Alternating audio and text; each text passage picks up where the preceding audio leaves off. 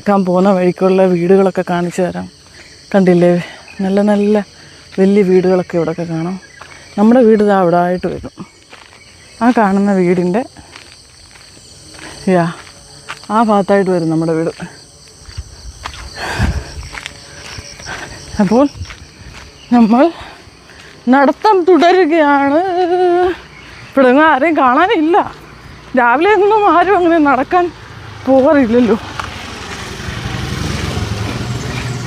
വളരെ ചുരുക്കം എന്ന് പോലും പറയാൻ പറ്റത്തില്ല. പിന്നെ ഞങ്ങളുടെ അപ്പുറത്തെ ഒരു അങ്കിളും ആൻറ്റിയുണ്ട്. അവർ വൈകുന്നേരം നടക്കാൻ പോകും. വൈകുന്നേരം നമ്മളവരെ കാണാറുണ്ട്.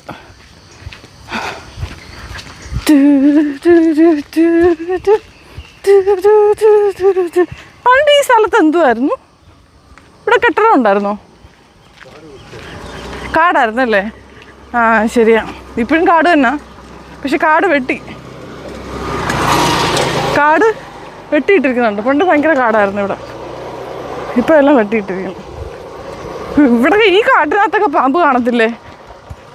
ഞാൻ എപ്പോഴും ഇതിലെ കൂടെ നടക്കുമ്പോൾ പറയുന്നൊരു കാര്യമാണ്, ഈ റോഡ് എത്ര വർഷം കൊണ്ട് ഈ റോഡ് ഇങ്ങനെ കിടക്കുകയെന്നറിയാം. ഒരു മനുഷ്യരും ഈ ഒരു റോഡ് നന്നാക്കണമെന്ന് എത്രയോ പേര് ഇലക്ഷന് ജയിച്ചിട്ട് പോയി. ഒറ്റ മനുഷ്യർക്കും തോന്നിയിട്ടില്ല ഈ റോഡൊക്കെ ഒന്ന് വൃത്തിയാക്കണമെന്ന്. അപ്പോൾ ഈ വഴിയൊക്കെ ആൾക്കാരങ്ങ് എന്താ പറയുക, പുച്ഛിച്ചിട്ടിരിക്കുന്ന പോലെ ഇപ്പോഴും അങ്ങനെ തന്നെ കിടക്കുക.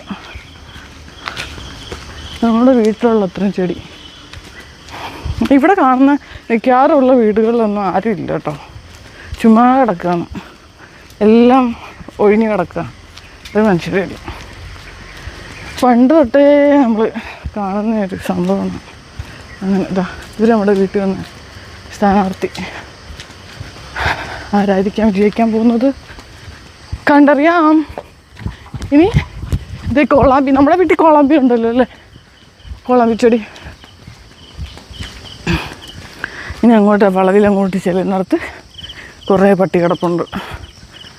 കുറേ ഇല്ല, 2-3 ഇന്നലെ ഉണ്ടായിരുന്നു അല്ലേ ചേച്ചാ? ഇന്നലെ ഉണ്ടായിരുന്നു.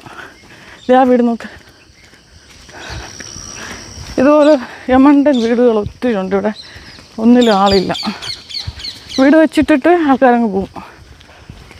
എന്തെങ്കിലും വന്നാൽ താമസിക്കാം, അതിന് വേണ്ടിയിട്ട്. ഇതാണ് ഇവിടുത്തെ അവസ്ഥ. ഇതെവിടെ ലെമൺ ട്രീ നിൽക്കുന്നുണ്ടോ? കുറേ ലെമൺ ഉണ്ട് അതിനകത്ത്. അപ്പോൾ ഇന്ന് ഇത്രയേ ഉള്ളൂ. ബൈ.